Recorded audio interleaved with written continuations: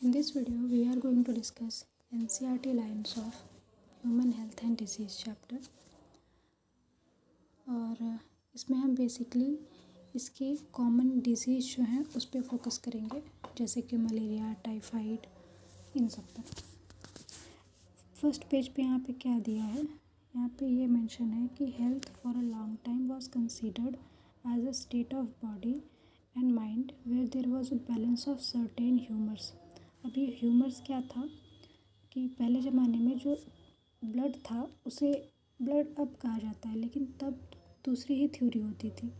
माना जाता था कि ह्यूमन बॉडी में 4 टाइप के ह्यूमर्स होते हैं, black bile, yellow bile, blood और एक फेल्जम होता है। इन सब को कंसीडर किया जाता था, जिसमें से ब्लैक बाइल को नेगेटिव कंसीडर किया जाता था। यहाँ पे मेंशन है कि जिसके पास ब्लैक बाइल होता था उसकी पर्सनालिटी हॉट पर्सनालिटी एंड उसके पास फीवर होगा, ऐसा माना जाता था। लेकिन विलियम हार्वे ने जब ब्लड सर्कुलेशन इनको खोजा, उसका डिस्कवरी किया, तो उसके बाद ये सारी थ्योरीज़ जो हिप्पोक्रेट्स और इंडियन आयुर्वेदा भी मानते थे, इनको गलत साबित कर दिया। ठीक है। और ये जो हमारी हेल्थ होती है वो किस चीज़ पे अफेक्ट करती है, किस चीज़ की वजह से अफेक्ट होती है, वो जेनेटिक डिसऑर्डर से अफेक्ट हो सकती है, इन्फेक्शन से, और लाइफस्टाइल में, मतलब हमारी लाइफस्टाइल कैसी है, हम अच्छा खाना खाते हैं या नहीं, हमारी हैबिट्स अच्छी नहीं, हम प्रॉपर रेस्ट और एक्सरसाइज करते हैं या नहीं, और योगा करते हैं नहीं, ये सारी चीज़ें मैटर करती हैं। इसी में हम लोग कहते हैं हैबिट्स जो हमारे पास हैं और जो नहीं है। ओके। डिज़ीज़ का एब्सेंट होना ही सिर्फ हेल्थ ही नहीं कहला जाता। एक पर्सन है जिसको कोई डिज़ीज़ नहीं है, डजंट मीन कि वो हेल्थी होगा। तो हेल्थ एक्चुअली क्या है, यहाँ पे हेल्थ की डेफिनेशन दी गई है कि हेल्थी होने के लिए एक पर्सन को फिज़िकली, मेंटली एंड सोशली ठीक होना पड़ेगा। मतलब it could be defined as a state of complete physical, mental and social wellbeing, तभी उसको हम हेल्थी कहेंगे। When people are healthy they are more efficient at work. जब कोई इंसान हेल्थी होता है तो अपना काम अच्छे से करता है, प्रोडक्टिविटी इंक्रीज़ होती है, इकोनॉमी पे भी इफ़र्ट करता है। हेल्थ ऑल्सो इंक्रीज लॉन्गेबिलिटी, यानी कि उसकी जो उम्र है जीने की वो और बढ़ जाती है, एक्सपेक्टेशन बढ़ जाती है of people and reduces infant mortality. जो बच्चे छोटे रहते हैं तभी मर जाते हैं, या जन्म देते वक्त अगर कोई लेडी है जो एक्सपायर कर जाती है, तो इसके रेट्स बहुत कम हो जाते हैं हेल्थ की वजह से। हेल्थ अगर अच्छा है तो उसके लिए हमको balance diet, personal hygiene, exercise, इन सब का ध्यान रखना पड़ता है, योगा करना चाहिए, अवेयरनेस होनी चाहिए डिज़ीज़ के बारे में कि कोई डिज़ीज़ अगर होती है तो उसको कैसे ठीक करना है, उसको प्रिवेंट कैसे कर सकते हैं, वैक्सीनेशन के क्या इम्पोर्टेंट है, ये सब पता होना चाहिए। वेस्ट को कहाँ डिस्पोज करना है, कोई डिज़ीज़ फैल रही है, वेक्टर को कैसे कंट्रोल करना है, और resources, water resources are necessary for achieving good health. अगर फूड और वाटर रिसोर्सेज क्लीन है तो हेल्थ भी ठीक रहेगी। डिसीजेस 2 टाइप की होती हैं, infectious and non infectious. Infectious diseases और very common and every one of us suffer from this at some time or other. मतलब इन्फेक्शियस डिजीज़ इतनी कॉमन होती हैं कि हम में से हर कोई कभी ना कभी इसके थ्रू गुजरता ही है। ये एक इंसान से दूसरे इंसान तक फैलने वाली डिजीज़ होती हैं, कम्युनिकेबल डिजीज़ जिनको बोलते हैं। नॉन इन्फेक्शियस डिजीज़ वो होती हैं जो एक इंसान को हैं लेकिन दूसरे तक इतनी आसानी से नहीं जा सकती, उनको हम लोग नॉन कम्युनिकेबल डिजीज़ भी बोलते हैं।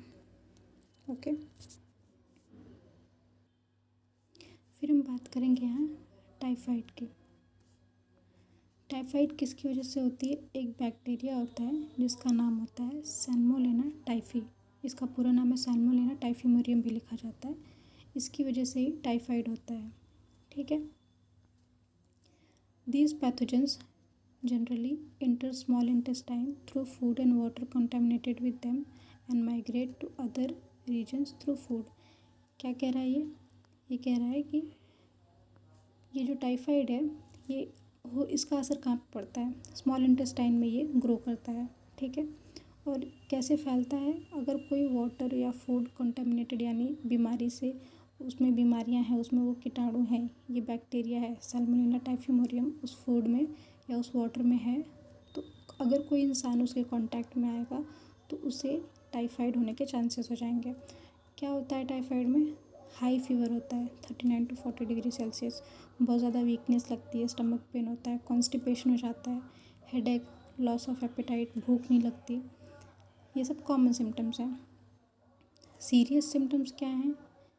इंटेस्टाइनल परफोरेशन, अगर ये हो गया तो फिर मतलब डेथ हो सकती है। ये हम सिम्टम्स कैसे याद रखेंगे? कहाँ पे हो रहा है ये? स्मॉल इंटेस्टाइन में, ठीक है, स्मॉल इंटेस्टाइन में हो रहा है। स्मॉल इंटेस्टाइन समझो अगर है तो कहीं ना कहीं कॉन्स्टिपेशन होगा क्योंकि डाइजेशन अफेक्ट हो रहा है, तो ऑफकोर्स स्टमक पेन भी होगा, इंटेस्टाइन है, फूड होगा, तो हम लोग स्टमक पेन कनेक्ट कर सकते हैं। और फीवर तो बेसिक है, अगर किसी को टाइफाइड हो गया तो फीवर तो होगा ही। अब कॉन्स्टिपेशन जहाँ आ रहा है वहाँ ये भी लिख दो कि भूख नहीं लग रही है। हेडेक बेसिक है, उसको भी याद रखेंगे कि इतना सारा तकलीफ़ हो रहा है तो एक हेडेक तो होगा ही, ठीक है। दूसरा क्या है? Typhoid fever could be confirmed by Widal test. Widal test करते हैं अगर किसी को हमको कंफर्म करना है कि उसको टाइफाइड है या नहीं। एक यहाँ पे एक लेडी के बारे में मेंशन किया है, मैरी मेलन। क्यों मेंशन किया है? क्योंकि हिस्ट्री में इनकी वजह से बहुत ज़्यादा लोगों को टाइफाइड हो गया था। कैसे? ये कुक थी, खाना बनाती थी और इनको खुद को मलेरिया था, सॉरी टाइफाइड था, ये बैक्टीरिया था इनके पास टाइफाइड, तो इनका नाम पड़ गया टाइफाइड मैरी। ये खाना जो बनाती थी लोग उसको खा के बीमार हो जाते थे, उनको भी टाइफाइड हो जाता था, तो इसलिए उनका नाम पड़ा टाइफाइड मैरी। नेक्स्ट डिजीज़ है निमोनिया। निमोनिया कैसे होती है? निमोनिया अगर किसी, ये कम्युनिकेबल डिजीज़ में आती है। अगर किसी इंसान को है, हम उसके आसपास हैं, तो उसके ड्रॉपलेट्स अगर हमारे अंदर आ गए तो हमें भी हो सकता है निमोनिया। किसकी वजह से होता है? ये भी एक बैक्टीरिया की वजह से होता है। टाइफाइड भी बैक्टीरिया की वजह से हो रहा था, निमोनिया भी बैक्टीरिया की वजह से होगा। बैक्टीरिया का नाम है स्ट्रेप्टोकोकस निमोनिया, नाम से याद रखेंगे, स्ट्रेप्टोकोकस निमोनिया की वजह से निमोनिया होता है। और एक और है हीमोफाइलस इन्फ्लुएंजा, और ये अफेक्ट कहाँ करते हैं? एल्विलाई पे। एल्विलाई जहाँ पे एयर फिल्ड सैक्स होती हैं लंग्स में के अंदर। ये देखो, जो कॉमन कोल्ड होता है ये रेस्पिरेटरी का जो ट्रैक होता है उसको अफेक्ट करता है, लंग्स को नहीं। लेकिन निमोनिया लंग्स के अंदर जो एल्विलाई है वहाँ पे अफेक्ट करता है। एल्विलाई क्या होती है? यहाँ पे पानी से भर जाती हैं, get filled with water fluid leading to severe problems in respiration, जिसकी वजह से इंसान को सांस लेने में बहुत दिक्कत होती है। सिम्टम्स क्या होंगे? फीवर यानी आते जाते फीवर, चिल्स मतलब आते जाते फीवर, कफ होगा, हेडेक होगा। सीवियर केसेस में उसके लिप्स और फिंगर्स ग्रे से ब्लू हो सकते हैं। अब हम कैसे याद रखेंगे कि ग्रे से ब्लू ही हुआ, ब्लू से ग्रे नहीं हुआ? मैं बताती हूँ। हमने सुना है कि शरीर नीला पड़ गया, हमने कभी ये नहीं सुना कि शरीर ग्रे पड़ गया, ठीक है। तो हम शरीर नीला पड़ गया को लास्ट में रखेंगे, यानी कि फाइनल कहाँ कलर जाएगा? ब्लू में, तो ग्रे से ब्लू में जाएगा, ना कि ब्लू से ग्रे में। तो निमोनिया के सीवियर केसेस में, अगर किसी को निमोनिया सीवियर केस में हो गया तो उसका जो बॉडी है, सॉरी जो नील और लिप्स है वो ग्रे से ब्लू कलर में कन्वर्ट हो जाएगा। A healthy person acquires the infection by inhaling the droplets, aerosols released by infected person or even by sharing glasses and utensils with the infected person। क्योंकि ये communicable disease है तो हम किसी infected इंसान के आसपास बैठे हैं या उसके बर्तन यूज़ कर रहे हैं, उसके कपड़े यूज़ कर रहे हैं, तो उसके अंदर जो जब वो सांस ले रहा है तो थोड़ी अमाउंट ऑफ ड्रॉपलेट बाहर आती है जो पता नहीं चलती, उसकी वजह से हमें भी हो सकता है। Next is common cold. ये एक वायरस की वजह से होता है जिसका नाम है राइनो वायरस, ठीक है। और ये भी एक बेसिक कॉमन डिजीज़ है जो सबको लगभग हो जाती है, 3 से 7 दिन के अंदर ये सही हो जाता है अपने आप ही कभी कभी। इन्फेक्ट कहाँ पे करता है? नोज़ एंड रेस्पिरेटरी पैसेज पे, लेकिन लंग्स पे इन्फेक्ट नहीं करता। नसल कंजेशन और डिस्चार्ज होता है, यानी हमारी जो हम कहते हैं कि सांस बराबर नहीं आ रही है, नाक जाम हो जाती है, उसको नसल कंजेशन बोलते हैं। नसल कंजेशन, डिस्चार्ज होता है, सोर थ्रोट यानी गला जो है हमारा खारा हो जाता है, हॉर्सनेस, कफ, हेडेक, टायर्डनेस, ये सब होता है। ड्रॉपलेट्स रिजल्टिंग फ्रॉम कफ और sneeze of an infected person are either inhaled directly और कंटेमिनेटेड ऑब्जेक्ट।